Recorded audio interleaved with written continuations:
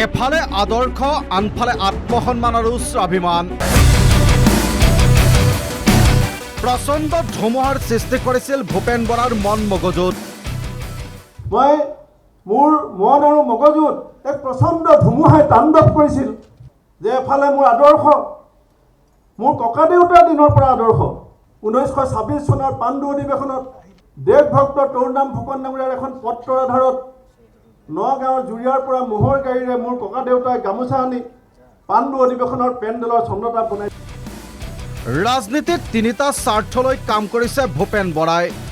ক্ষমতাৰ খকত বলিয়া ভূপেন বৰাৰ স্বাৰ্থৰ কথা আমি পিছত কম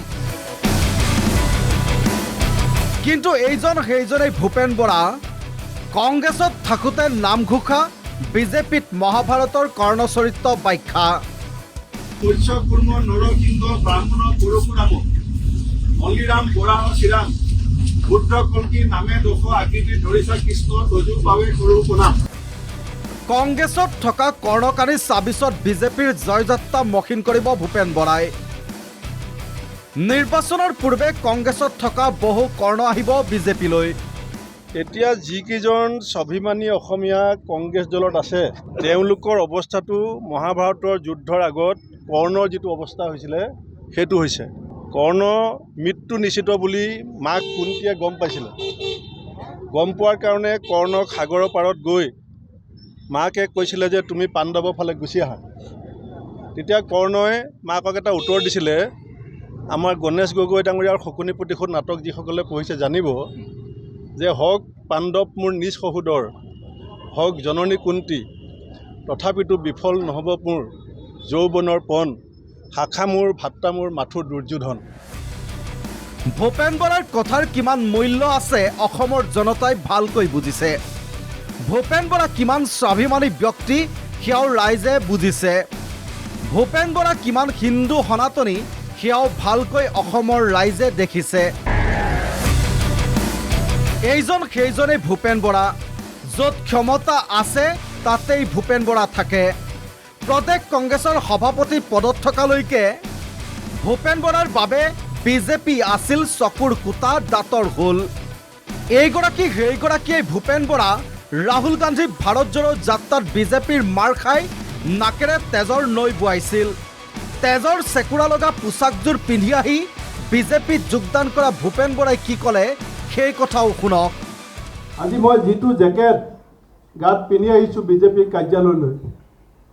মই ৰাহুল গান্ধী ডাঙৰীয়াৰ সন্মুখত গোপীনাথ বৰদলৈ ডাঙৰীয়াৰ পৰা মোৰলৈকে প্ৰথমগৰাকী সভাপতি কাষত ৰাহুল গান্ধী থাকোঁতে মই তেজেৰে ৰাঙলী হৈছিলোঁ দলটোৰ কাৰণে আৰু তেতিয়া মোৰ এই জেকেটটো তেজেৰে তিতি গৈছিল আৰু আজি কংগ্ৰেছে যিখন ট্ৰল কৰা ফটো তাত এই জেকেটটোৱে আপোনালোকে দেখিবলৈ পাব মোৰ তেজৰ মূল্যাংকন হ'লনে নাই সেয়া অসমৰ মানুহে ক'ব কিন্তু হিমন্ত বিশ্ব শৰ্মা ডাঙৰীয়াই বহুতে কয় মোৰ পুৰণা বন্ধু 15 চনলৈকে মোৰ সম্পৰ্ক খুব ভাল আছিল 15 চনৰ পিছত মই এটা মুহূৰ্তৰ কাৰণেও মই তেখেতৰ লগত কেতিয়াও কিন্তু বিজেপিৰ গেৰুৱা টুপি পিন্ধিল যেতিয়া এতিয়া বিজেপি তেওঁৰ বাবে স্বাভিমানী দল ভূপেন বৰাৰ মতে জাতীয় স্বাভিমানত আঘাত দিয়া দল হ'ল কংগ্ৰেছ দলৰ নেতাই জাতীয় স্বাভিমানত আঘাত দিছিল যিটো একেবাৰে সহ্য কৰিব পৰা নাছিল ভূপেন বৰাই সময়ৰ পৰিৱৰ্তনৰ যাত্ৰাত কংগ্ৰেছৰ নেতৃত্ব গৈছিল মাজুলীলৈ ৰকিবুল হুছেইনে পাইজামা পিন্ধি যোৱাটোৱে আঘাত দিলে ভূপেন বৰাক মাজুলীৰ সেই আঘাতত দগ্ধ হৈ কংগ্ৰেছ এৰিলে ভূপেন বৰাই বিজেপিত যোগদান কৰিছে যেতিয়া কংগ্ৰেছক অলপ গালি পাৰিবই লাগিব সেয়াও স্বাভাৱিক কথা যোগদান কৰি কি ক'লে ভূপেন বৰাই এবাৰ ভালকৈ আকৌ শুনক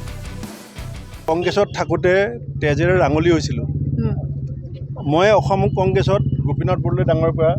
এতিয়ালৈকে প্ৰথমগৰাকী সভাপতি যি ৰাজপথত ৰাঙলী হৈছিলোঁ ৰাঙলী হওঁতে মোৰ যিটো চোলাত তেজ লাগিছিলে সেইটো মই ধুই পেলাই থৈ দিছিলোঁ এতিয়া কংগ্ৰেছে যে ট্ৰল কৰি আছে মোক এটা চোলা ফটোখন চাব এইটো চোলাই তেজেৰে ৰাঙলী হৈছিলে আৰু সেইদিনাখন মই ধুই পেলাই ইস্ত্ৰি কৰি থৈ দিছিলোঁ যে এদিন কেতিয়াবা পিন্ধিম আজি মই সেই তেজৰ মূল্যাংকন কংগ্ৰেছে কৰিলে নে নাই সেইটো মই মনত পেলাবৰ কাৰণে ইয়ালৈ আহিছোঁ আৰু এই চোলাটো পিন্ধি আহিছোঁ সেইকাৰণে যে সেই টেষ্ট বিজেপিৰ সৈতে যুদ্ধ কৰোঁতে হৈছিলে আৰু বিজেপিয়ে যদি সেয়া টেষ্ট মূল্যাংকন কৰে মই ভাল পাম। দেওবাৰে ভূপেন বৰাৰ সৈতে বিজেপিত যোগদান কৰিলে কংগ্ৰেছ ত্যাগী প্ৰদেশ কংগ্ৰেছৰ সাধাৰণ সম্পাদক সঞ্জু বৰুৱাই। এইগৰাকী সেইগৰাকী সঞ্জু বৰুৱা কংগ্ৰেছত থাকোঁতে বিজেপিৰ বিৰুদ্ধে কি কোৱা নাছিল আৰু আজি গেৰুৱা টুপি পিন্ধি কি কৈছে সেয়াও শুনক। ডক্টৰ APJ আব্দুল কালাম ডাঙৰীয়া এটা কথা কৈছিলে, when you will touch the cloud of the sky, then only you will be able to touch the roof of your home. আমি আকাশৰ ডাৱৰ চুবলৈ যেতিয়া চেষ্টা কৰোঁ, আমি ঘৰৰ মুধচ বা চিলিংখন চুব পাৰোঁ, কিন্তু মাননীয় মুখ্যমন্ত্ৰী ডক্টৰ হিমন্ত বিশ্ব শৰ্মা ডাঙৰীয়াই ইতিমধ্যে